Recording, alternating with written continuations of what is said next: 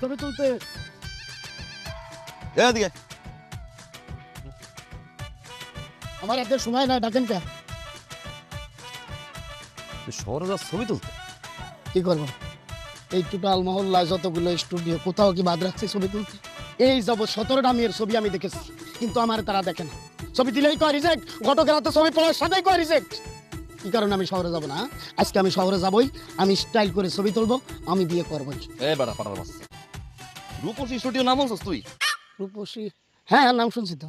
সেই রূপসী স্টুডিও বাদ দিয়ে তুই যা শহরে রূপসী স্টুডিওর যে ফটোগ্রাফার পাঠা তো ইন্টারন্যাশনাল, বিদেশ দিয়ে লোক আয় ছবি তুলতে, প্রকৃতির উপরে ছবি তুলছে, ন্যাশনাল জিওগ্রাফিতে হেবল পাইছে অ্যাওয়ার্ড। আর তুই বেটা যাস শহরে ছবি তুলতে? এই এই স্টুডিওর মালিককে? আমি নিজে। নিজেরটা নিজে এত চাটান দিলে সেই জায়গার মানুষ যায়? জীবন দবরদারের নাম শুনছিস? হ্যাঁ শুনছিস। 60 বছর বয়স, এবারে এক ঠ্যাং গেছিল কবরে, এই ঠ্যাংটা কবর দিয়ে উড়েই আমি ছবি তুলছি, এবারে এখন ম্যারিড।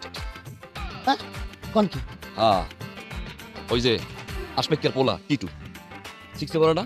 হ্যাঁ। দৌড় প্রতিযোগিতা ফার্স্ট হয়েছে, মেডেল পাইছে, মেডেল। এই মেডেল দিয়ে ছবি তুলছে, ঘরে বান্ধে রাখবে, এই ছবি আমি তুলে দিছি।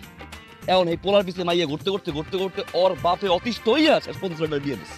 শিখছে পড়া পোলার বিয়ে? এবার টিটু তোর ফালতু ফালতু কথা লইয়া, ওই যে অপুর যে সার, এই সার তাতায় গাবি খুঁজতে পায় না, দিছে একটা ছবি তুলে প্রকৃতির। এখন এই সারের পিছনে এলাকার গাবি লাইন ধরছে খালি। আজকে ভাই ভাই ভাই, আপনি আমার বাঁচা নাই, ওর বিয়ে করা লাগবে ভাই।